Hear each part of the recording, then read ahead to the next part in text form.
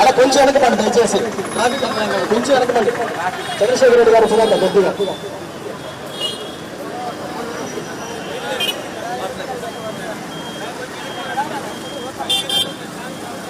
దయచేసి కొంచెం వెనకపండి దయచేసి కొద్దిగా రేట్లు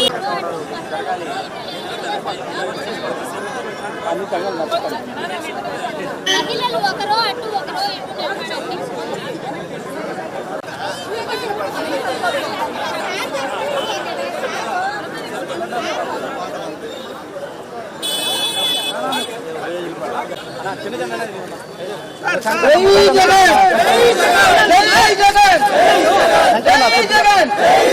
జగన్మోహన్ నాయకత్వం జగన్మోహన్ రెడ్డి గారి నాయకత్వం జగన్మోహన్ రెడ్డి గారి నాయకత్వం నిరుద్యోగ వృద్ధి నిరుద్యోగ వృద్ధి జై జగన్ జై జగన్ నాయకత్వం జై జగన్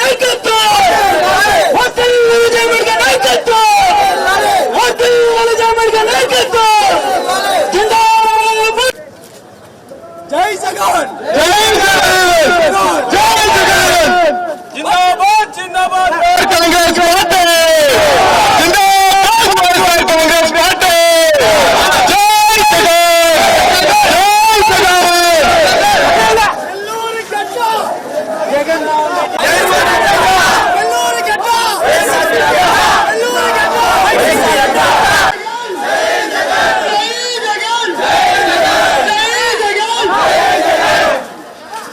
అమలు చేయాలి ఇచ్చిన హామీలు వెంటనే అమలు చేయాలి ఇచ్చిన హామీలు వెంటనే 5 లక్షల ఉద్యోగాలు ఎప్పుడు ఇస్తారు లోకేష్ గారు 5 లక్షల ఉద్యోగాలు ఎప్పుడు ఇస్తారు లోకేష్ గారు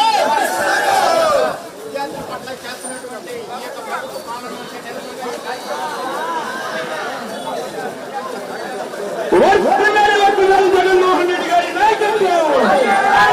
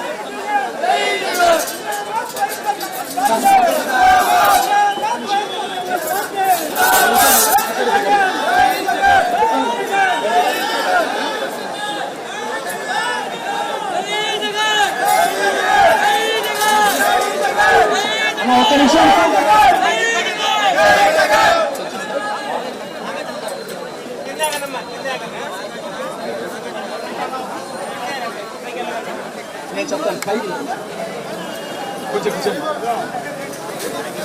అన్నా దయచేసి దగ్గరికి రండి అన్నా అన్నా నెల్లూరు నలుమూలల నుంచి ఈ కార్యక్రమానికి హాజరైన వైఎస్ఆర్ కాంగ్రెస్ పార్టీ నాయకులు కార్యకర్తలు రాష్ట్ర యువజన విభాగం కమిటీ మెంబర్లకు మరి ఇతర యువకులందరికీ కూడా నేను హృదయపూర్వక ధన్యవాదాలు తెలియజేస్తున్నాను.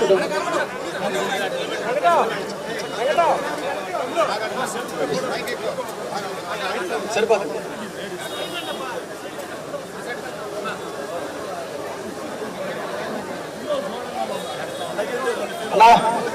దాదాపు సంవత్సరం గడిచిపోయింది కూటమి ప్రభుత్వం అధికారంలోకి వచ్చి.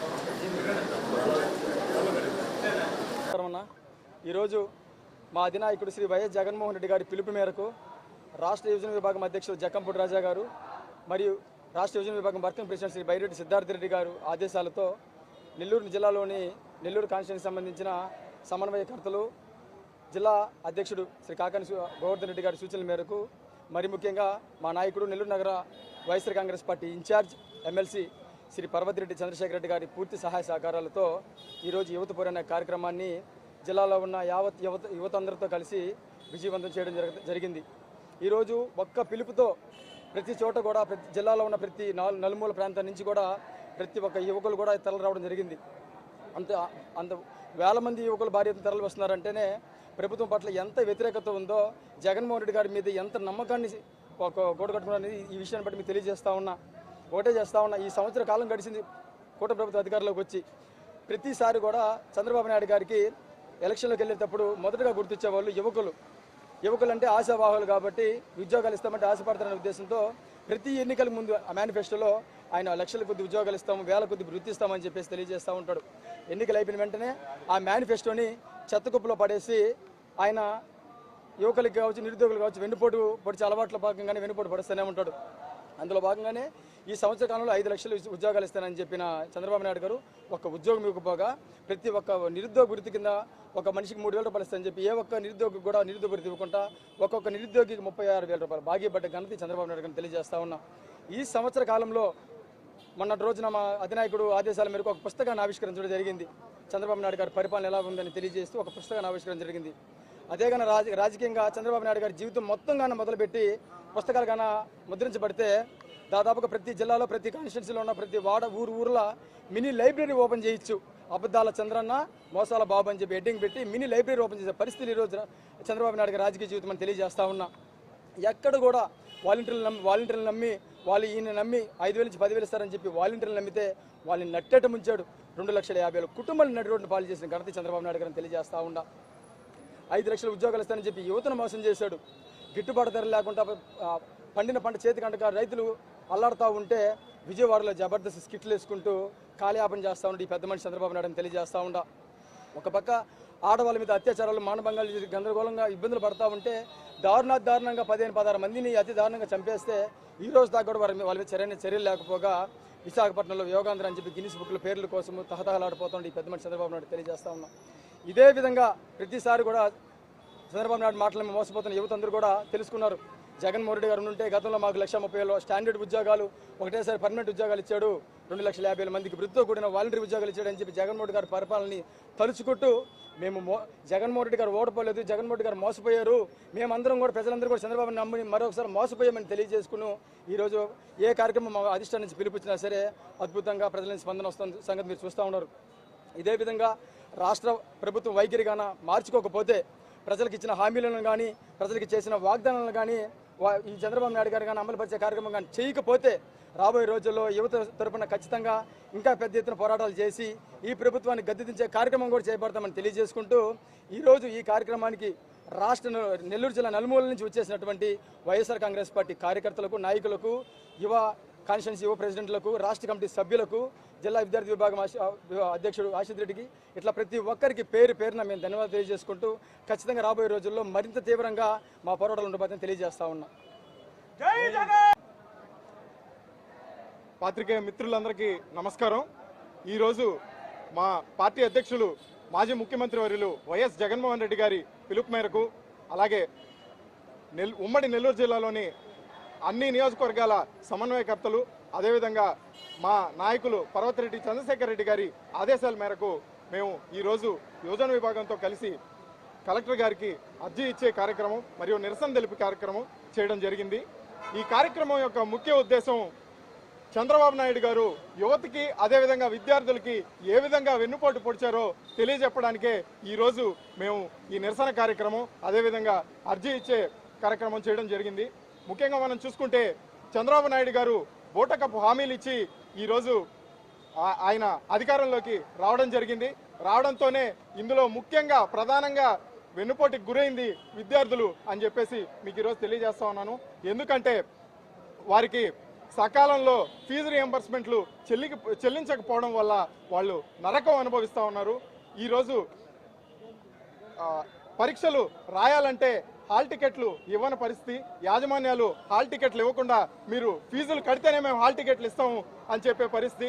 అదేవిధంగా మరోవైపు పరీక్షలు రాసి ఉత్తీర్ణులైన వారిది వేరే బాధ. ఎందుకంటే వారు ఉద్యోగాలకు వెళ్తుంటే అక్కడ సర్టిఫికేట్లు అడుగుతారు. ఈ సర్టిఫికేట్లు అన్నీ కూడా యాజమాన్యాల చేతుల్లోనే ఉంటాయి. ఈ యాజమాన్యాలు ఏవైతే ఉన్నాయో మీరు ఫీజు చెల్లిస్తేనే, మీరు ఫీజు కంప్లీట్ చేస్తేనే మేము ఆ సర్టిఫికేట్లు మీకు ఇస్తాము, తద్వారా మీరు ఉద్యోగాలకు వెళ్ళొచ్చు అని చెప్పేసి విద్యార్థులకి ఎంతో ఒత్తిడి చేస్తూ ఉన్నాయి. దీన్ని చూసిన తల్లిదండ్రులు పాపం ఏమీ చేయలేని దయనీయ పరిస్థితిలో ఈరోజు వారి దగ్గర ఉన్న కొద్దో గొప్ప బంగారం లేదంటే ఇంట్లో ఉన్న ఏదైతే విలువైన సామాన్లు ఉన్నాయో అవి తాకట్టు పెట్టి ఈరోజు ఆ డబ్బుతోటి ఫీజులు కట్టే పరిస్థితి. మరోవైపు ఆ వస్తువులు కానీ ఆ బంగారం కానీ పెట్టుకోలేని తల్లిదండ్రులు ఎంతోమంది ఉన్నారు. వాళ్ళ పరిస్థితి అగమ్య గోచరం. ఎందుకంటే ఆ విద్యార్థులు ఈరోజు అర్ధాంతరంగా వాళ్ళ చదువులు కూడా వాళ్ళ భవిష్యత్తును కూడా అన్నీ వదిలేసి ఈరోజు డెలివరీ బాయ్స్గా, ర్యాపిడో రైడర్స్గా, అదేవిధంగా కూలి పనులకు వెళ్ళే పరిస్థితి. గతంలో మనం చూసుకుంటే వైఎస్ జగన్మోహన్ రెడ్డి గారు ప్రభుత్వంలో 2 సంవత్సరాలు కరోనా కష్టకాలం ఎదురైంది. ఆ కరోనా కష్టకాలంలో కూడా ఆయన ఎక్కడా కూడా ఫీజు రియంబర్స్మెంట్ అనేది ఆపకుండా సకాలంలో ప్రతి ఒక్క విద్యార్థికి ఫీజు రియంబర్స్మెంట్ కావచ్చు, హాస్టల్ ఫీజులు కావచ్చు, ప్రతి ఒక్కటి అందేలా చేశారు. కానీ ఈ ప్రభుత్వం ఏదైతే ఉందో గత ప్రభుత్వంలో ఉన్న బాకీలు కావచ్చు, ఈ ప్రభుత్వంలో పడిన బాకీలు కావచ్చు, మొత్తం కలిపి 6,400 కోట్ల రూపాయలు చెల్లించాల్సి ఉండగా కేవలం 750 కోట్లు మాత్రమే తూతూ మంత్రంగా చెల్లించి ఈరోజు విద్యార్థుల్ని నట్టేట ముంచారు.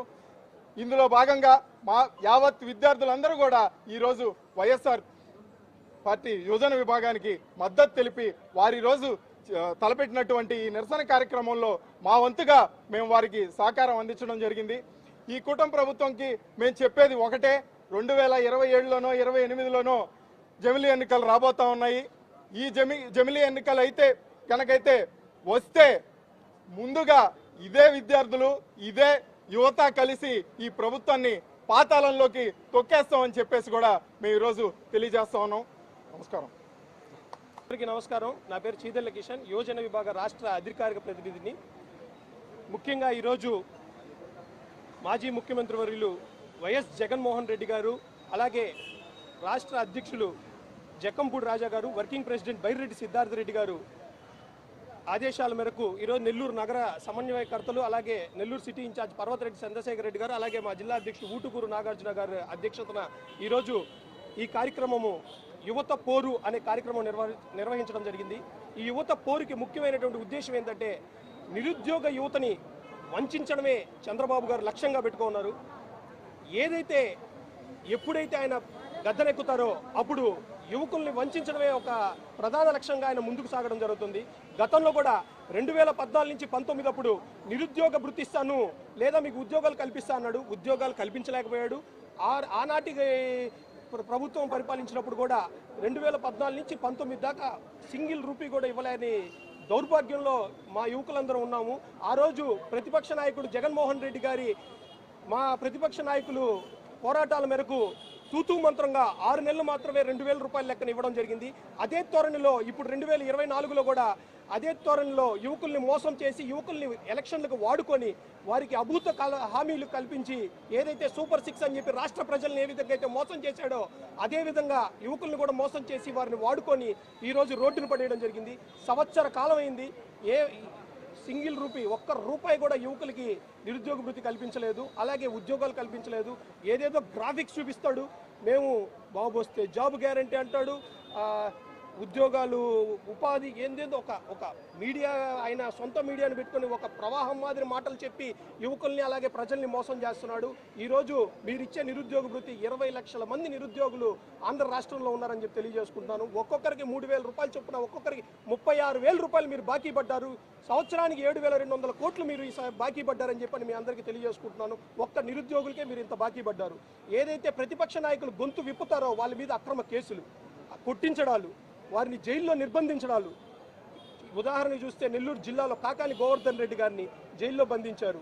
ఈరోజు మా నాయకుల త్యాగమే, రాష్ట్ర వ్యాప్తంగా మా నాయకుల త్యాగమే ఈరోజు తల్లికి వందనం రాష్ట్ర ప్రజలకి మా ఘనతగా భావిస్తున్నాం. తల్లికి వందనం ప్రజలకి అందించింది. ఈరోజు మా జగన్మోహన్ రెడ్డి గారు కొత్త పోరుకి నాంది పలికాడు, అదే నిరుద్యోగ భృతికి యువత పోరు అని.